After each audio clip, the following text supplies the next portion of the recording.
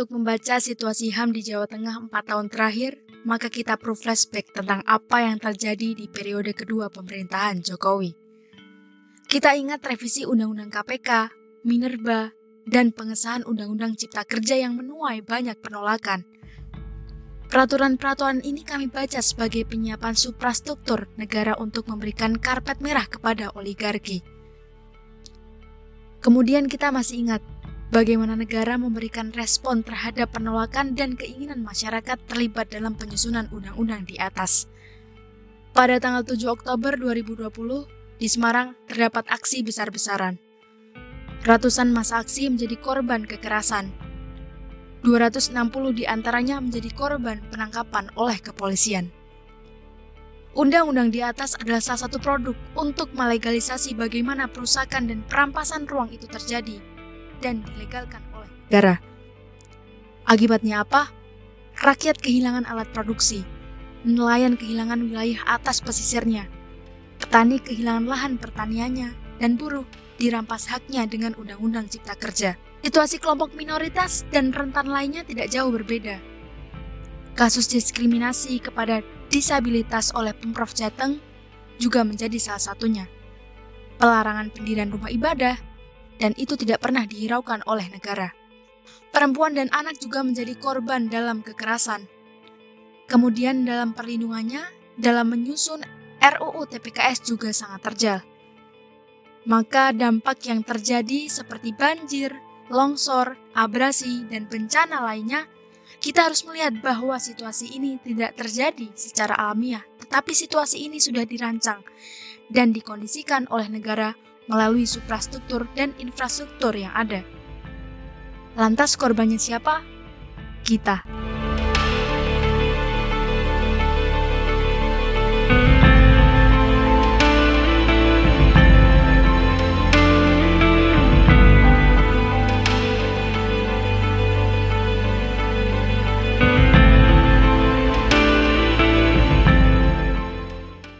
Jadi dari situasi hak asasi manusia dan demokrasi yang ada di Jawa Tengah, maka tentu saja banyak sekali hambatan dan tantangan yang dialami LBH Semarang, dan kami meyakini bahwa tantangan dan hambatan itu tidak hanya dialami oleh LBH Semarang, tentu oleh kawan-kawan juga.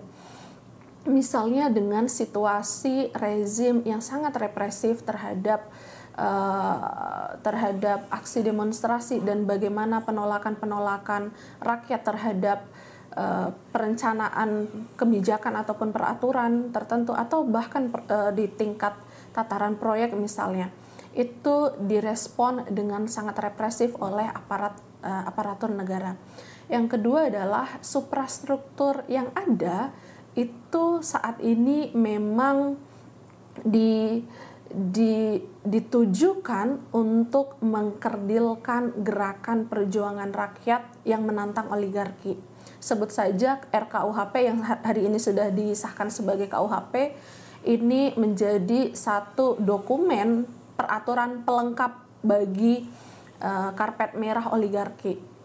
Kemudian yang tak kalah penting adalah bagaimana LBH Semarang itu memiliki kawan yang bisa kita bersama dalam perjuangan. Kemudian hambatan lain yang dimiliki oleh LBH Semarang misalnya, sebagai salah satu lembaga kader, tentu saja masalah kaderisasi itu menjadi problem karena ada batasan maksimal seseorang untuk di LBH Semarang, sehingga proses kaderisasi itu berjalan dengan sangat cepat. Satu hal merupakan hal yang positif, tapi di hal yang lainnya, jika kaderisasi tidak berjalan dengan baik, maka proses transisi pengetahuan, transisi keilmuan itu akan mengalami kekosongan. Kemudian yang kedua adalah LBH juga dihadapkan dengan tantangan tentang resources misalnya. LBH Semarang sebagai lembaga atau organisasi non-politik yang secara operasional itu tidak dibiayai oleh siapapun, maka LBH juga mendapatkan tantangan yang begitu besar dalam konteks ini. Kemudian yang ketiga adalah masalah manajemen kelembagaan.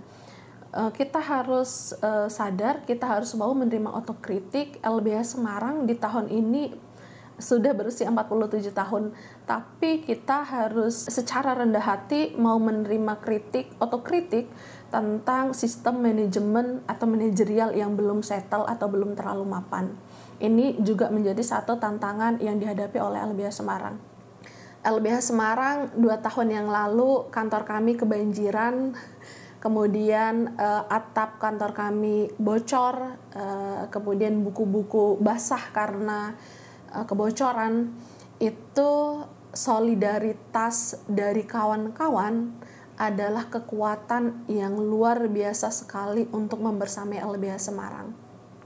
Dukungan kawan-kawan untuk bergotong royong merenovasi kantor LBH kini menjadikan LBH Semarang sebagai rumah rakyat yang aman dan nyaman untuk siapapun. LBH Semarang dalam waktu dekat ini akan menyelenggarakan pasar rakyat, di mana pasar rakyat ini akan menjadi satu titik temu antara komunitas dengan LBH Semarang dan juga dengan konsumen yang akan membeli produk-produknya masyarakat. Selain itu, LBH Semarang juga melakukan banyak metode lain seperti crowdfunding dengan bekerja sama dengan kitabisa.com dan juga membuka donasi bagi siapapun yang ingin terlibat dalam gerakan bantuan hukum struktural.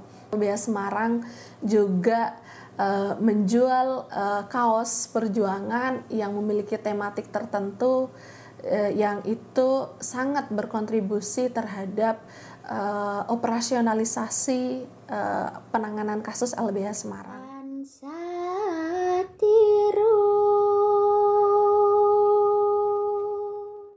Kami mencatat terdapat 10 isu, 642 kasus, dan 616.785 korban pelanggaran HAM di Jawa Tengah pada tahun 2020 sampai 2024. 10 isu tersebut meliputi agraria, lingkungan, kebebasan berekspresi dan beragama, pesisir, buruh, dan 5 lainnya. Kami merekap setidaknya dari 480 pengaduan konsultasi hukum, terdapat 1.791 orang penerima manfaat. Lalu dari 314 pelaksanaan pendidikan hukum, setidaknya terdapat 22.179 orang penerima manfaat. Dan dari 85 kasus yang ditangani langsung oleh LBH, setidaknya terdapat 8.894 penerima manfaat. Penerima manfaat tersebut tersebar di beberapa daerah di Jawa Tengah, seperti Kota Semarang, Brebes, Rembang, dan daerah lainnya.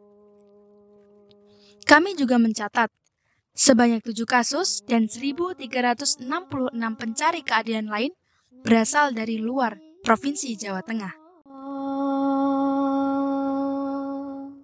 Pembacaan situasi pelanggaran HAM di Jawa Tengah 4 tahun terakhir tentu saja itu menjadi capture tentang situasi yang sangat mungkin terjadi di masa depan. Bagaimana infrastruktur dan suprastruktur negara telah disiapkan semata-mata untuk oligarki dalam menguruk keuntungan, yang kemanfaatannya tentu saja dirasakan hanya oleh segelintir orang. Maka tentu ke depan konsolidasi rakyat, konsolidasi masyarakat sipil, penyadaran dan pendidikan di tingkat basis itu menjadi sebuah keniscayaan yang harus dilakukan bersama.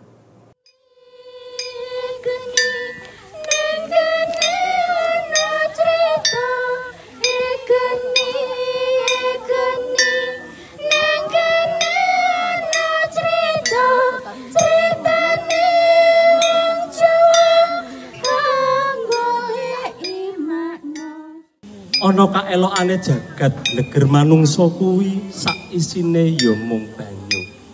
kacarek samubaring pawartos menungso podo ketemu telenging banyu mangewu-ewu telenging ing galenging bumi ya ing pegunungan tuwa kendeng. Memang paling intens itu adalah pertama sekali itu dengan kendeng. Upaya-upaya non-litigasi saya ikut terlibat dari upaya yang dilakukan untuk menguatkan upaya litigasi masyarakat sampai ke Mahkamah Agung waktu itu kasasi dan terakhir peninjauan kembali itu saya terlibat aktif dengan teman-teman. Lalu kegiatan yang juga intens saya lakukan dengan teman-teman LBH adalah ketika menjadi saksi ahli untuk kasus Wadas, lalu kasus teman-teman di Nguter di Sukoharjo, juga seingat saya LBH itu pernah mendampingi warga yang berhadapan dengan KAI, PT KAI. Awas PI dulu memang di tahun 2000-an itu memang berjejaring dengan LBH Semarang. Kita berjejaring dengan LBH Semarang dengan melakukan kegiatan-kegiatan termasuk advokasi bersama. Pendidikan paralegal ya, terus pendidikan ke tingkat basis, kita selalu bersama LBH Semarang. Kami berjuang reclaiming tanah seluas 52 hektar melawan sebuah perkebunan bekas Belanda. Kemudian ketika kami berjuang pasca reformasi 99 itu, kami kenal dengan Lembaga Bantuan Hukum atau LBH Semarang. Kemudian kami menjalankan roda organisasi dengan bimbingan teman-teman dari LBH. Teman-teman LBH itu sangat intens untuk mendampingi masyarakat, untuk memperjuangkan haknya baik atas lingkungan maupun hak atas kota. Jadi saya melihat ada kekhususan masing-masing person di LBH itu untuk mendampingi masyarakat mana disesuaikan dengan concern dan kemampuan dari masing-masing person itu. Itu menurut saya menjadi sesuatu kekuatan. Banyak kasus tuh ada di Jawa Tengah gitu ya. LBH Semarang itu punya banyak sekali resource dan juga hasil ya tentang perjuangan masyarakat untuk menggugat keadilan lingkungan di Jawa Tengah.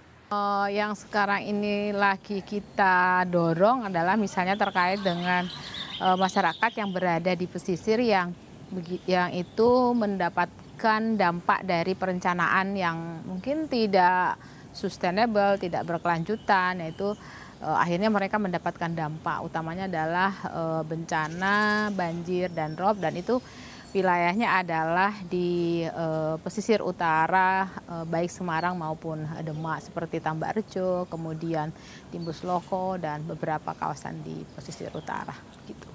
Dalam satu kesempatan kemudian atas kesadaran organisasi tani lokal di seluruh Jawa Tengah itu, kemudian kami menggagas difasilitasi oleh LBH Semarang, kami membentuk sebuah organisasi di tingkatan provinsi namanya Ortaja, kepanjangan dari Organisasi Tani Jawa Tengah. Di masing-masing kabupaten sendiri ada OTL atau organisasi tani lokal. Di Batang namanya FPPB, Forum Perjuangan Petani Batang. Di Pati, di Kendal, di Bandungan, Semarang, di Grobogan, di Purwodadi, semuanya ada di tingkatan kabupaten. Mengkerucut di tingkat provinsi bernama Ortaja. Saya salah satu pengurus dari organisasi tani Jawa Tengah tersebut. Setelah itu kemudian kongres pertama di Bandungan melahirkan kepengurusan, kemudian kami bergerak, kami mendesak pemerintah di tingkat provinsi. Alhamdulillah dari sekitar 30 kasus di Ortaja, itu ada beberapa yang kemudian diredis, termasuk di tempat kami di Desa Simbang Desa dan Desa Kebumen. Berhasil dimenangkan oleh masyarakat, kemudian diredis. Di Bandungan, menyusul kemudian di Batang dan beberapa tempat lain, dan semuanya itu jelas atas jasa teman-teman di LBH Semarang. LBH sebagai bantuan hukum di Kota Semarang dan sekarang skupnya lebih ke tingkat Jawa Tengah itu harus tetap ada. Karena banyak persoalan-persoalan buruh ataupun masyarakat yang memang saat ini membutuhkan peranan LBH untuk selalu membantu. Kami mengharap bahwa Lembaga Bantuan Hukum Semarang ini tetap eksis untuk membantu masyarakat dan rakyat khususnya di Kota Semarang dan pada umumnya di Jawa Tengah. Semoga tidak berhenti menginspirasi ataupun mendampingi teman-teman yang berada tidak hanya di wilayah pesisir, tapi sebenarnya wilayah-wilayah lain pula yang kemudian masyarakat itu tidak mendapatkan akses untuk mengetahui perencanaan, untuk mendapatkan hak hidup ataupun hak lainnya. Jadi artinya ya tidak kerjanya harus tetap berjalan dan kemudian menjadi semakin meluas, kira-kira seperti itu. Maka kita tetap mengharapkan Lembaga Bantuan Hukum Semarang eksis karena lembaga ini sangat berjasa. Pertama, dia dampingi para petani secara prodeo atau secara gratis, non budget, kita tidak bayar pengacara tentunya mahal. Maka banyak pengacara yang bernaung di bawah Lembaga Bantuan Hukum kemudian menjadikan kasus-kasus besar yang menyita perhatian publik ini oleh mereka dinyatakan prodeo. Kami sangat senang ada dampingan hukum secara gratis. Oleh karena itu saya berharap tolong teman-teman di LBH, sukses buat kalian dan LBH harus tetap eksis. Mudah-mudahan semakin kuat gerakan rakyat dan semakin menjadi bola salju. Kepada para mahasiswa yang merindukan kejayaan, kepada rakyat yang kebingungan di persimpangan jalan, kepada pewaris peradaban yang telah menggoreskan sebuah catatan kebanggaan di lembar sejarah